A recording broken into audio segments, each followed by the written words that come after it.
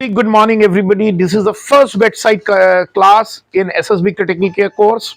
Please refer the YouTube which will be made out of this class. I want everybody should understand why we do bedside. Now, when we do bedside, it is not about typical lectures we talk about it. करना क्या है, कैसे मरीज ठीक होगा, मरीज को कैसे हम हैंडल करेंगे, उसका नाम है हैंड्स ऑन. जब भी हम हैंड्स ऑन की बात करते हैं, हम so grateful to Dr. Sanjeev, our head of the department of intensive care, Julie, our nursing superintendent, Julie, come here, and Nanthoy, our nurse educator and ER head. Thank you, these people, for supporting this initiative. Now onwards, Ishika, my executive secretary, will coordinate with you. Attendance is must. We'll see. We will not take any action. We will just see whosoever is coming. My job is to motivate you people. If you find my classes are motivating, always you come. I am not pressing anybody. Whosoever is come, fine. If nobody wants to come, no action will be taken. But we'll see the performance after 3 months. My action will be based on performances. I am not pressing anybody. If somebody wants to come, fine. Doesn't want to come, no problem. So, why hands-on? Why bedside? Bedside. आपने सुना होगा. A good doctor is one who has a good bedside manners. What is bedside manners?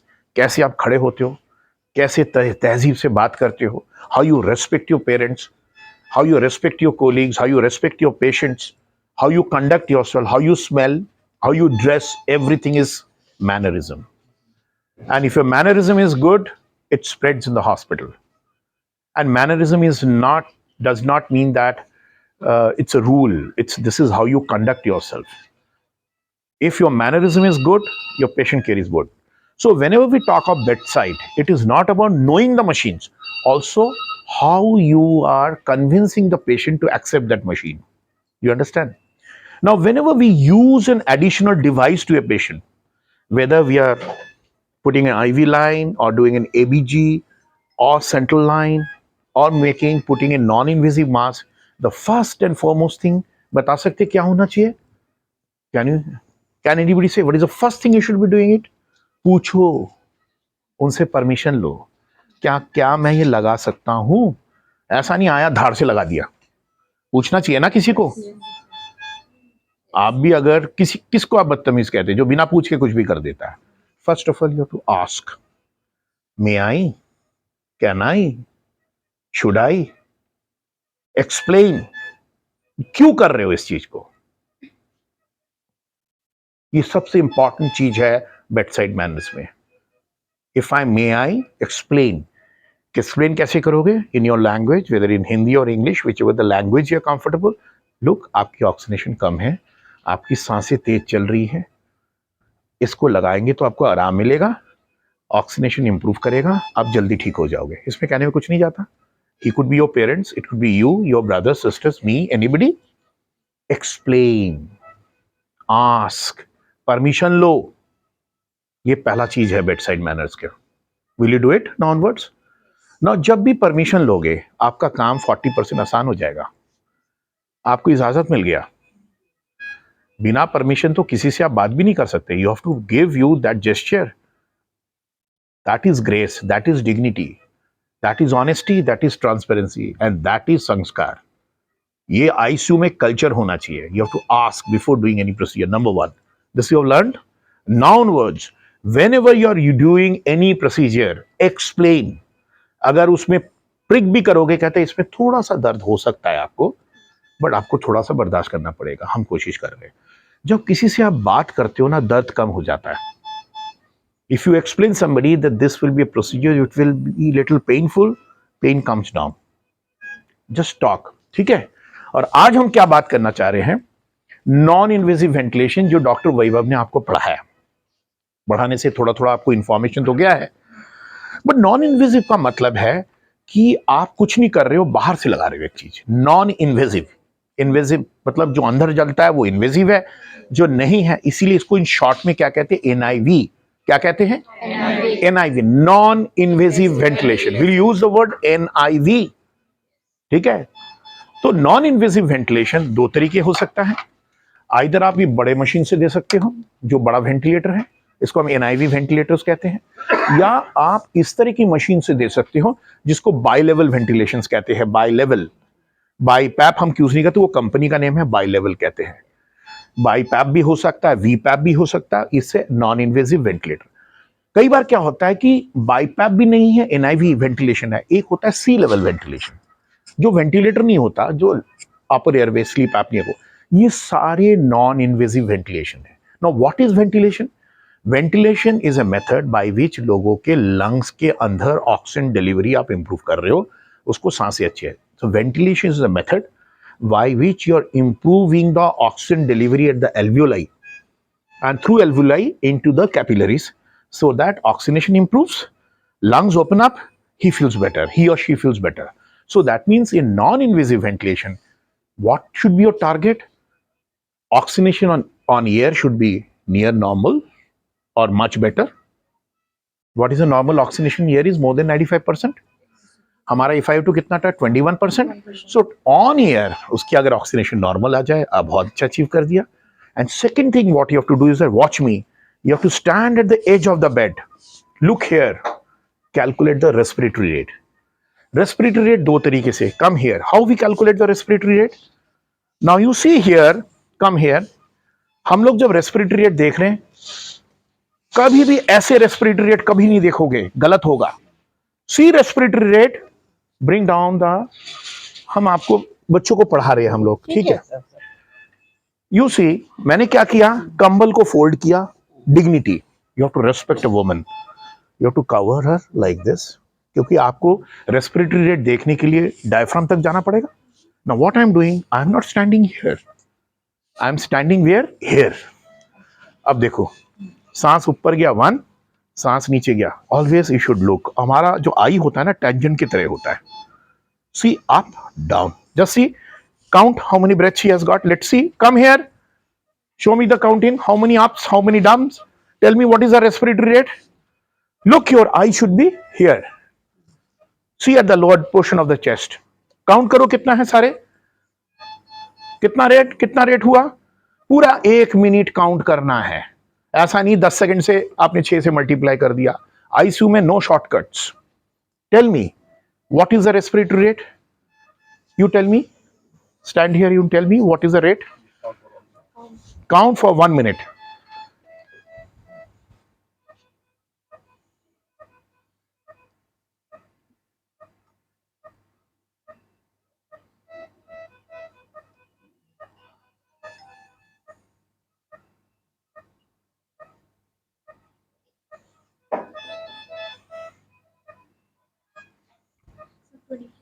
24. Now come here. Again we'll say. Now let's come here. 24. हमारा respiratory rate कितना होना चाहिए? 12 to 20. हाँ? 12 to 20. That means, अच्छा 24 ज्यादा है। अच्छा, कोई ये कह सकता है, देखिए आईसीयू में कोई फिक्स नंबर नहीं होता कि मेरा पल्स 72 ही होना चाहिए, रेंज होता है। नॉर्मली याद रखिएगा, respiratory rate is 1/4 of heart rate. अगर मेरा 100 है तो कितना होना चाहिए रेस्पिरेटरी रेट? 20। तो इसके मतलब 24 थोड़ा ज्यादा है। तो जब भी हम नॉन इन्वेसिव वेंटिलेशन है, the most important parameter, you count the respiratory rate whether it is coming down और नॉट। अगर रेस्पिरेटरी रेट कम हो रहा है, इसके मतलब उसका वेंटिलेशन इंप्रूव कर रहा है। समझ गया ना? You always remember what is the purpose of ICU, pulmonary ICU, work of breathing, सांस लेने की वर्क। हम सांस लेंगे, थक रहे हैं ना, so you have to bring down the work of breathing. What you have to bring down? Work of breathing. You remember this. So 2 terms I have taught you: NIV, non-invasive ventilation. Secondly, work of breathing, WOB, work of breathing. किसी जो सांस ले, मैं अगर मैं थक जाऊंगा, अगर मैं ऐसे लूं तो थकूंगा नहीं। So what is what we call, normally याद रखना, जो हम सांस लेते हैं, ये देखिए, ये कहते हैं tidal volume. Tidal volume means एक बार हम जितना सांस लेते हैं। What do you call it? Tidal. Normally it is around 500 ml. You just see, watch me. 500 ml. अगर मैं एक बार 500 ml लेता हूं, मेरे को सिर्फ 10 सांसें चाहिए, because normally 1 minute the lung needs 5 liters. So person who is breathing better, he is breathing at a low speed. उसकी गाड़ी अच्छी चल रही है, इको स्पीड, उसका माइलेज अच्छा होगा। You understand? If you can give more volume, his automatically his or her respiratory will come down. This is called minute ventilation. क्या कहते हैं? लिखो minute ventilation, MV. So minute ventilation का मतलब, किताब क्यों नहीं लाया आप? आना चाहिए ना आपका. हाँ, मिनट वेंटिलेशन का मतलब होता है it is the multiplication of tidal volume into respiratory rate. Respiratory rate को शॉर्ट में देखिए, आईसीयू में शॉर्ट वर्ड्स यूज होना चाहिए. टाइडल वॉल्यूम को हम कहते हैं टीवी. क्या कहते हैं? टीवी. और रेस्पिरेटरी रेट को हम कहते हैं आरआर. अगर आपका टीवी इंटू आरआर 5 लीटर चाहते हैं तो क्या बढ़ना चाहिए? टीवी बढ़ना चाहिए और आरआर कम होना चाहिए. यही आपका लक्ष्य होना चाहिए. Will you remember? Tidal volume maximum and respiratory rate minimum. Of course, मान लीजिए मेरा राइट साइड में 5 लीटर चाहिए, अगर मैं 500 ml ले रहा हूं तो मेरे को कितना सांस चाहिए? 10. जो 10 बार लगेगा वो थकेगा, या 20 बार ले रहा वो थकेगा? जो 10 बार लगेगा वो कम थकेगा. जो कम थकेगा वो जल्दी वार्ड में जाएगा. Will you remember? So we work in the principle of work of breathing, WOB. Respiratory rate को कम करना है, मेजर यहां से करना है. Just look, watch at me, I am looking at the lower part of the chest. दूसरा तरीका क्या है रेस्पिरेट? अगर आपको लगता है कि समझ में नहीं आ रहा, पेशेंट बहुत सारी है मैन, दूसरा तरीका है, come here, I tell you the second bed side technique, कैसे रेस्पिरेटरी रेट लेते हैं. Come here. मान लो पेशेंट बहुत डिस्ट्रेस में है, जल्दी जल्दी सांस वही लेगा जिसको निमोनिया है, जिसको लेफ्ट वेंट्रिकुलर फेलियर है, जिसको ARDS है. दूसरा तरीका, 2 हाथ ऐसे लोगे, एक हाथ छाती पे, एक हाथ पेट पे, बैठोगे, सी द मूवमेंट. ठीक है? Come here, you come. देखो हाथ की कितनी मूवमेंट्स हो रही है. जो इन्होंने 24 देखा, वाकई आपकी हाथ की मूवमेंट 24 हो रही कि नहीं? देखो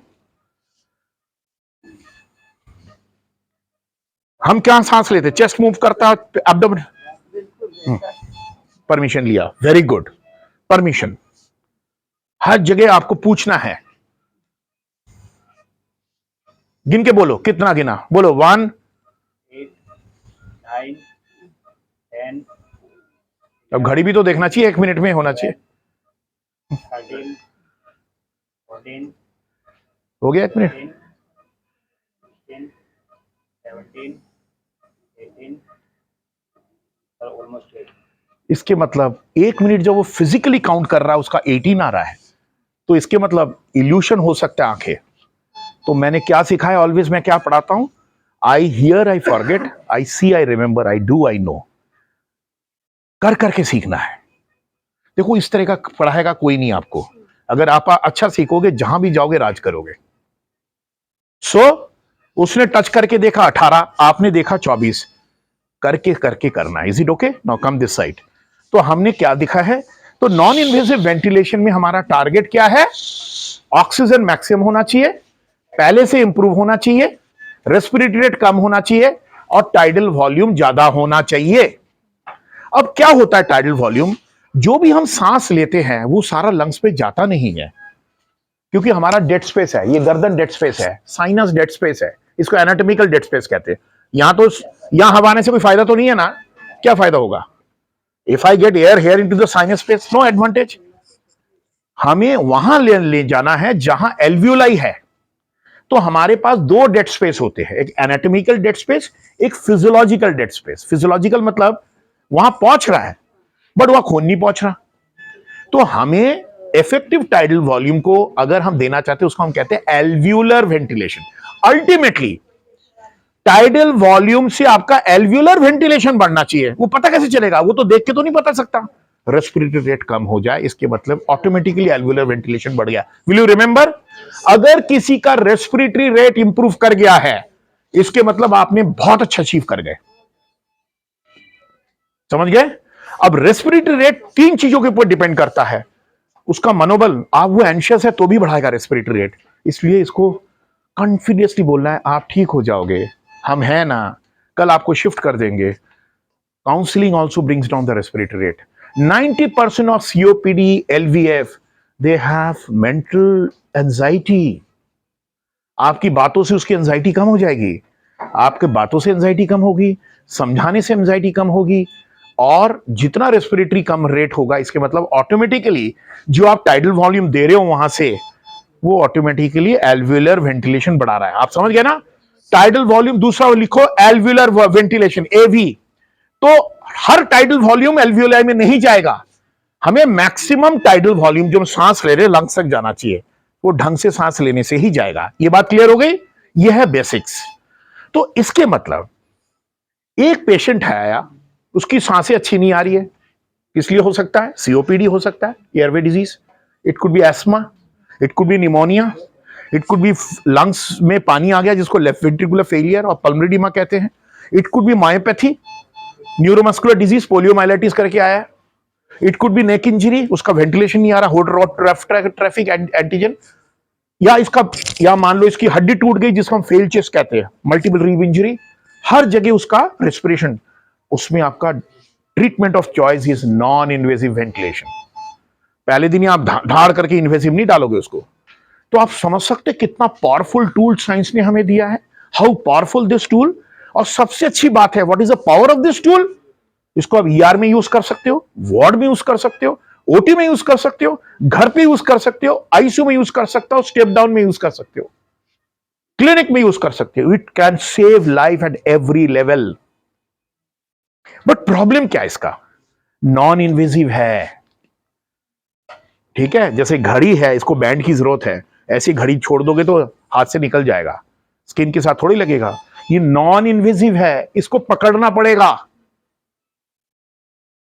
अगर इसकी पकड़ ढीली हो जाएगी तो कैसे सांस देगा? क्योंकि मशीन से सांस जा रही है अंदर। Is it clear? So that means अगर आप नॉन इन्वेजिव वेंटिलेशन सिचुएशन में दे रहे हो, वेदर आफ्टर सर्जरी, कई बार सर्जरी में क्या होता है, आपने कार्बन डाइऑक्साइड दिया गॉल ब्लैडर सर्जरी में, पेट फूल गया, सांसें कम हो गई, you need non invasive ventilation. कोई पेशेंट एलवीएफ में है, उसको नॉन इन्वेजिव वेंटिलेशन। एस्मा में जब तक उसकी पूरी स्टेरॉइड इनहेलर से ठीक नहीं हो रहा, you need non invasive ventilation. तो सबसे इंपॉर्टेंट चीज है non invasive ventilation is the interface. लिखो इसको, इंटरफेस। इंटरफेस क्या होता है? फेस और वेंटिलेशन के बीच में। तो ये है हमारा इंटरफेस। अब इंटरफेस क्या होगा? अब देखो, अगर मैं इसको पहन रहा हूं, कैन एनीबॉडी हेल्प मी? कोई एक बच्चा आएगा? बेटे इसको पहनाओ, पहन के रखो एक बार।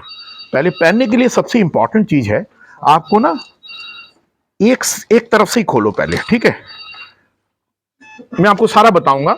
इसने पहना, हाँ, ये एकदम स्टेराइल है, हाँ, इसने पहना, ठीक है? अब पहनाओ, sister पहनाओ।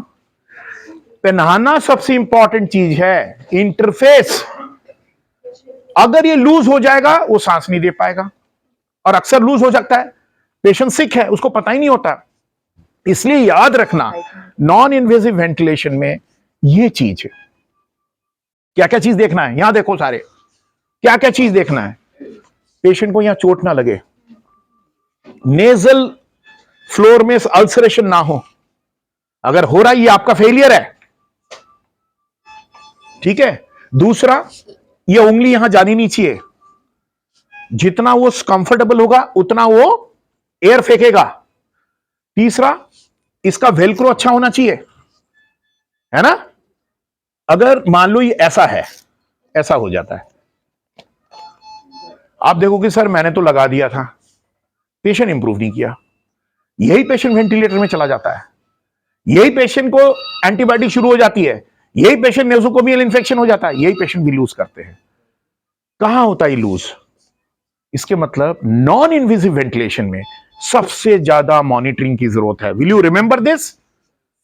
Non invasive ventilation, anything which you do non invasive needs the critical monitoring. उसका मास लूज नहीं होना चाहिए। कई बार क्या होता है, आपने खाना खिला दिया, खाना खिलाने के बाद वो ऐसे ही पहन दिया, समझ गए? तो आपने क्या, उतार दो, ये बात है। तो आप एज ए टीम लीडर अपने फ्लोर में चेक करोगे, आपका हेड गियर का वेलक्रो अच्छा होना चाहिए। आपकी घड़ी का अगर वेलक्रो ठीक है, पहन पाओगे? नहीं पहन पाओगे। So you have to check the head gear. इसको क्या कहते हैं?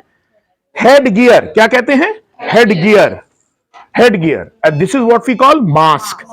Will you repeat? This is called head gear, this is called mask. Will you remember? तो इसके मतलब हेड गियर ऐसा ही नहीं है लूज पड़ा हुआ है। कई बार हम देखते बड़ा से बड़ा आईसीयू में हेड गियर तो है, वो ढीला हो गया यूज करते करते। मेरी रिक्वेस्ट है, जितने भी आईसीयू में हेड गियर है उसको चेक करोगे, अगर ढीला है तो मेरे को रिक्वेजिशन भेजोगे, 2 घंटे के अंदर आपको हेड गियर मिल जाएगा. This my job, but you have to send the requisition through Julie और Nanthoi. Head gear should be tight. क्यों डॉक्टर संजीव? And mask. अब मास्क में क्या होता है? Now what is mask? एक इंसान को तीन तरीके के मास्क लगा सकते हैं. जस्ट कम हियर एंड सी.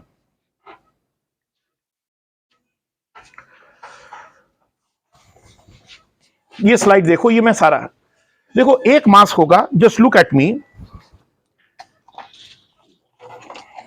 कुछ लोग माउथ ब्रीदर होते हैं, बचपन से मुंह खोल के सोते हैं, उनको चाहिए फुल फेस. Yes sir. नहीं तो ऐसे लगाओगे, मुंह खोल देगा तो आपका वेंटिलेशन मुंह से निकल जाएगा ना.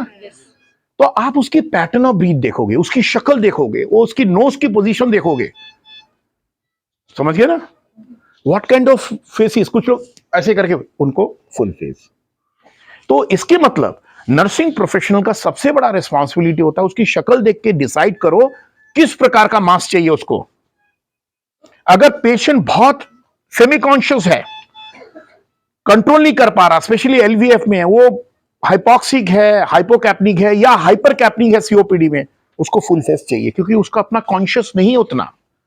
तो पेशेंट की मेंटल कंडीशन के हिसाब से भी आप डिसाइड करो.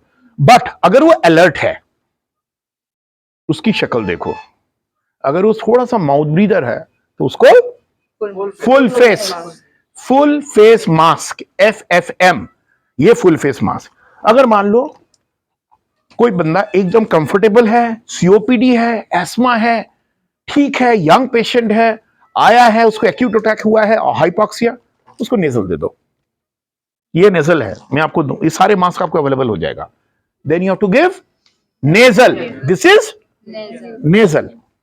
नेजल का फायदा क्या है? वो मुंह खुल सकता है, बातें कर सकता है, थोड़ा सा निकाल के चाय पी सकता है.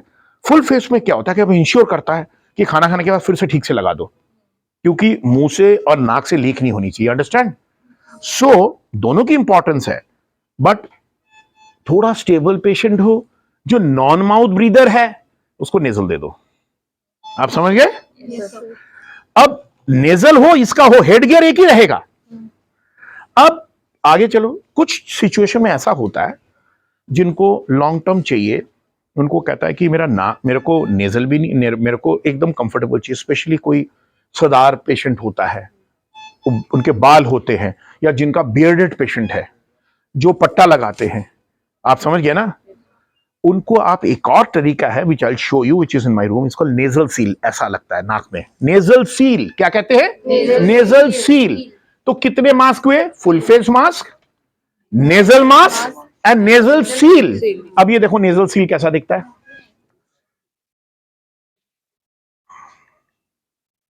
ये देखो, ये ओरोनेजल मास्क, ये नेजल मास्क. इसको नेजल सील या नेजल पिलो भी कहते हैं. पिलो है, वो पिलो है. क्या कहते हैं? ये सारा स्लाइड मिलेगा, नेजल पिलो. ठीक है. एक होता है जो हम यूजिंग हेलमेट कहते हैं. ये हेलमेट मास्क बच्चों में यूज करते हैं. अभी निक्कू जब शुरू करेंगे आप हेलमेट मास्क देखना. हेलमेट में क्या होता है? हुड तो ऑक्सीजन देते बेटे. हेलमेट मास्क क्या होता है? जैसे आप बाइक चलाते हो ना, हेलमेट होता है, हेलमेट के बाहर मास्क, क्यों बच्चा तो लगा नहीं पाएगा ना. हेलमेट मास्क ऐसा दिखता है. ये देखो. तो नॉर्मली जो हम यूज करते हैं, full face mask, nasal mask, nasal seal, और जिसको हम नेजल पिलो कहते हैं, एंड हेलमेट. ठीक है. अब क्या है? तो इसके मतलब आपने क्या सीखा? जहां भी हम नॉन इन्वेसिव वेंटिलेशन, उसका रेस्पिरेटर देखेंगे, ऑक्सीनेशन देखेंगे. अब ये तो आपने बहुत अच्छा कर दिया. तो आप क्या क्या चेक करोगे? देखोगे जब भी हम देखते हैं, आप देखो इसमें सिंगल पाइप है, इसमें डबल पाइप है. दोनों में फर्क बता सकते हो क्या है? Where this double pipe will be used? Can anybody say it? NIV में. Very good. और ये बाई लेवल में, क्योंकि इसका वन इंस्पिरेटरी होता है, एक्सपिरेटरी पोर्ट होता है, क्योंकि नहीं तो क्या होगा, कार्बन रिटेंशन हो जाएगा उसका, है ना. So whenever you are using non invasive ventilation through ventilator, you will use double lumen. Will you use it? अगर आप बाइलेवल यूज कर रहे हो, सिंगल ल्यूमेन, ठीक है। तो आपने हेड गियर के बारे में सोचा है, मास्क के बारे में सोचा, अब सेटिंग कैसे करोगे? वेरी सिंपल, कुछ नहीं करोगे, आपने उसको बताया कि हम आपको लगाएंगे, आपने उसकी ऑक्सीनेशन चेक की, एबीजी सर ने बता दिया कि इसका कार्बन ज्यादा है, कार्बन ज्यादा वालों को तो लगाना ही है। कार्बन तभी बढ़ेगा, उसको हम कहते हैं वेंटिलेटरी फैटिग। एक इंसान का कार्बन तभी बढ़ेगा जब उसका लंग्स थकेगा, याद रखना। का high carbon is a sign of ventilatory fatigue. Carbon बढ़ रहा है, जैसे सीओपीडी में इनका था, कार्बन बढ़ा था 65 45 में आ गया। कार्बन जिसका बढ़ रहा है, जिसकी ऑक्सीनेशन कम है, जिनकी रेस्पिरेटरी रेट बहुत ज्यादा है, फ्लेल चेस्ट है, पोस्ट ऑपरेटिव आया है, एस्मा में वो हाइपोक्सिक है, हर जगह लगेगा। बट हाई कार्बन में तो ड्रग ऑफ चॉइस है, इवन एलवीएफ में। क्या करता है ये? How does NIV help? बहुत सिंपल, एक वर्क ऑफ ब्रीदिंग कम कर देता है, सांस की वर्क ऑफ ब्रीदिंग कम कर देता है, क्योंकि आपकी रेस्पिरेटरी रेट कम हो जाती है बिकॉज वेंटिलेशन। दूसरा क्या करता है, जो सबसे इंपॉर्टेंट चीज है, आपको पता है हमारे शरीर का सबसे बड़ी चमक क्या है? पीएच। जैसे हर एक खाने में राइट नमक होना चाहिए ना, वैसे हमारे शरीर में एक पीएच होता है 7.35 टू 7.45। नॉन इन्वेसिव वेंटिलेशन हम पीएच नॉर्मल में ले आते हैं, क्योंकि जैसे ही कार्बन बढ़ता है तो एसिड बढ़ जाता है, जिसको हम कहते हैं respiratory acidosis. By giving NIV हमारा ब्रेन में वो काम करता है, हमारा थर्मोस्टेट, ब्रेन का जो कीमो रिसेप्टर है, जहां से हम ड्राइव होता है, सांस की ड्राइव है, सांस तो हम ब्रेन से लेते हैं ना, वो रीसेट हो जाता है। तो हम क्या कहते हैं? कीमो, पीएच को रीसेट कर देते हैं। Chemo receptor drive, chemo receptor हमारा ब्रेन का ड्राइव कम कर देते हैं, तो हम पीएच को इंप्रूव कर देते हैं। और ये इतनी बातें समझ में आ गई। अब इसको सेट कैसे करना है ये मैं आपको दिखाऊंगा, जैसे आप प्रेशर लगाएंगे। नाउ इन पेशेंट को बाईपैप लग रहा है, कौन लगा रहा है? अटेंड लगा रहा है, लगाओ बाईपैप पेशेंट। ये पेशेंट बाईपैप में है, मेरा पेशेंट है।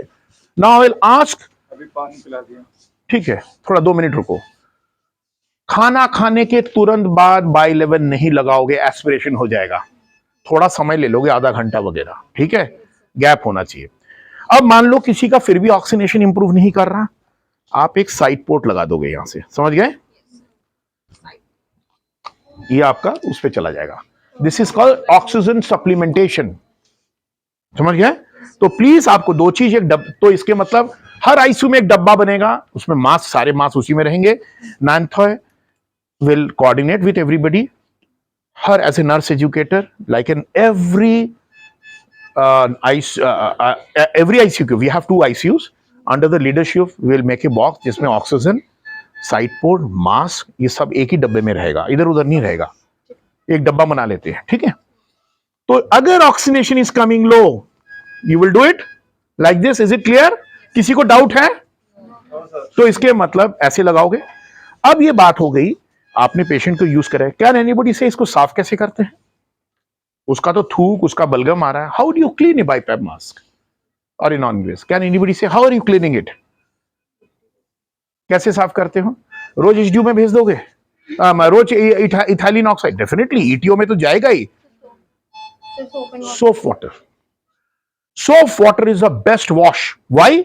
Soap is takes care of all difficult, it is anti pseudomonal, it takes care of all hygiene. Simple soap water, Savlon से खराब हो जाएगा, strong है। Don't use cetrimide, soap water use करते हैं। साबुन पानी क्या है? Soap and water. दूसरा, अब इसमें भी बलगम आ गया, इसको भी सोप वाटर में डाल दिया, तो आज के बाद हर एक आईसीयू में एक ऐसा टम्बलर होगा, जैसे होता है जिसमें हम घर पे बर्तन रखते हैं, उसमें आप डाल दो सोप वाटर में, और वैसे ही ड्राई रन कर दो, उसकी हवा से ही ड्राई हो जाती है। Will you do it like this? So all the BiPAP circuit, we call it circuit, should be washed by soap and water, not Savlon, not spirit, lukewarm soap water, ठीक है? Neha is our infection control. Neha, you will coordinate this, you will see to it the box is made, ठीक है? अब last but not the list, कैसे इसको set करोगे? हर BiPAP में 2 pressure होता है, आईपैप और ईपैप। आईपैप मतलब इंस्पिरेटरी पॉजिटिव प्रेशर, ये देखो इंस्पिरेटरी है, ये एक्सपिरेटरी है। जब भी बाईपैप लगाओगे सबसे पहले ईपैप सेट करोगे। क्या करोगे? क्योंकि उसकी सांस की तकलीफ इसलिए है कि लंग्स में हवा अटक गया है, जिसको हम कहते हैं डायनामिक हाइपरइन्फ्लेशन। तो first pressure what will you set is EPAP. Normally start करोगे 8 से 10 से, और देखोगे इसका रेस्पिरेटरी रेट कम होगा। अगर 10-12 में जाके सेट हो गया, उसके बाद रफली 10 ऐड कर दोगे, वो हो जाएगा ईपैप। तो किससे सेट करोगे? ईपैप से। तो सबसे पहला नॉब क्या टच करोगे? ईपैप। इवन एनआईवी में आप पीप पहले सेट करोगे। क्या करोगे? बिकॉज पीप देते ही उसकी डायनामिक हाइपरइन्फ्लेशन चला जाएगा, लंग एयर ट्रैपिंग चला जाएगा, उसकी वर्क ऑफ ब्रीदिंग कम हो जाएगी। तो क्या करोगे? What is the first pressure you will set? PEEP. PEEP in NIV. अच्छा, अब सिस्टर इसमें आओ, देखो सिस्टर सेट कर रही है। ये देखो, ये है ईपैप, ये है आईपैप, ये है बाई लेवल। तो सबसे पहले ईपैप सेट करोगे। ईपैप में दबाओ। इसमें कितना है? नॉर्मली याद रखना, हमारा सर्किट 6 सेंटीमीटर का होता है। सर्किट का अपना प्रेशर है ना, तो किसी को 6 दे रहे हो मतलब कुछ नहीं दे रहे हो। If I am using this machine, इसके मतलब 6 तो जा ही रहा है, 6 मेरे को देना ही पड़ेगा। ये रेजिस्टेंस है इसका। What is the tube resistance? Sorry, 6। तो ईपैप 6 तो है ही। अब बढ़ाओगे सिस्टर, देखो 8 10 तक जाओगे, फिर उसका रेस्पिरेटरी रेट देखोगे। अगर उसकी 24 से कम हो रहा है, ठीक जा रहे हो आप, ऑक्सीडेशन इंप्रूव, दैट मींस आप उसकी डायनामिक हाइपरइन्फ्लेशन। तो सबसे पहले क्या सेट करोगे? ईपैप। बाईपैप में। एनआईवी में क्या करोगे? पीप। तो नॉर्मली चाहिए होगा 12 मिनिमम चाहिए होता। मैं कई बार देखो 8 पे चल रहा, 8 में पेशेंट ठीक नहीं होगा। You have to give the right EPAP. समझ गए? अब जैसे मान लो आप 10 पे दो,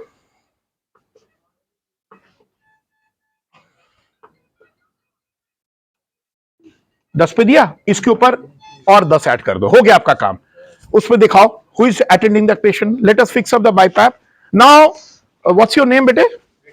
विकास will demonstrate how he is fixing up bi level ventilation. आपकी जो मशीन लगती है वो लगाएंगे आपके, ठीक है? अच्छा, आपको अच्छा लग रहा है इस तरह के क्लासेस? मोटिवेट हो रहे हो? सो अभी हम बेटे सबसे पहले एक्सप्लेन सारा प्रोटोकॉल, रेस्पिरेटरी देखोगे। हमें तो आपका लेक्चर बहुत अच्छा लग रहा है। क्लास बहुत अच्छी है।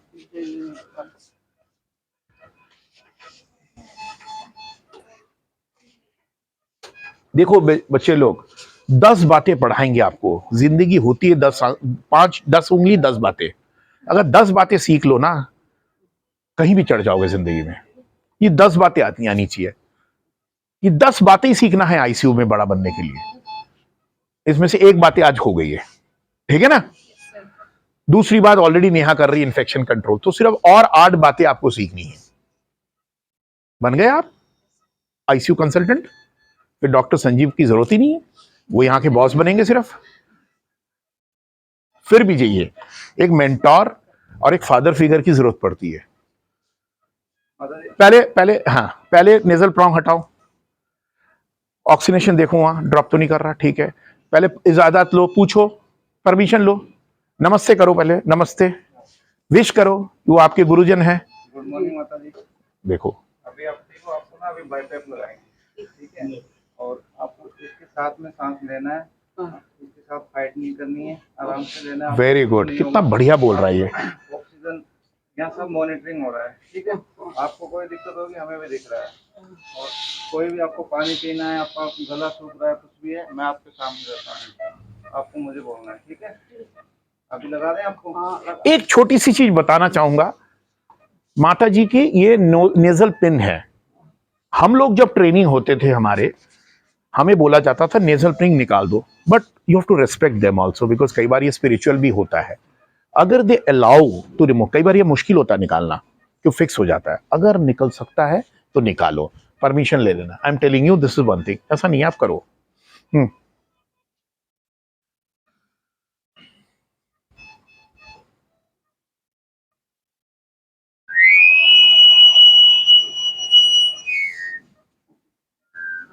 ऑलवेज याद रखना, जब भी आईसीयू में हेड गियर लगाओगे, एक और को बुला लो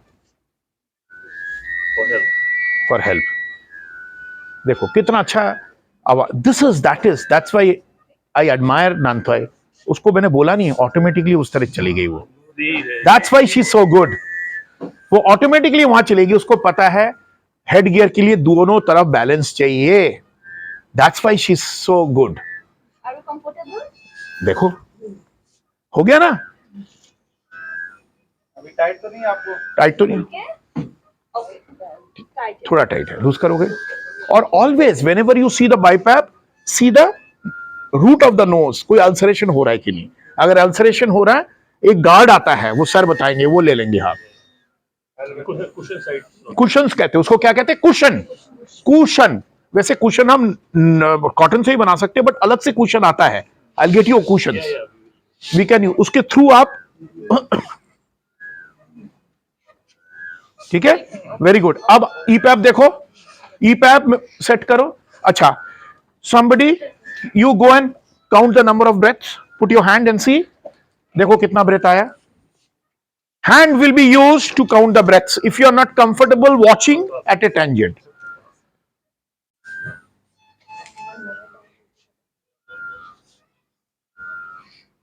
बेटे कितना, ईपैप शुरू करो।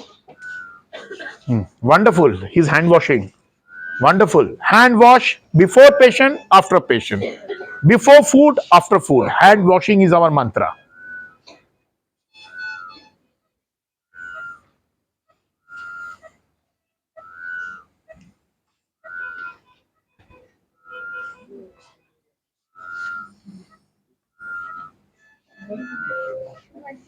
ट्वेंटी। अब लगाओ ईपैप कितना है? 12 है, ठीक है। 12 लगा दिया, 22 कर दो इसको। सो रफली 10 बाई एट 10, 8 to 10 ओवर ईपैप, ये याद रहेगा। Now any questions? अच्छा लगा ये क्लास?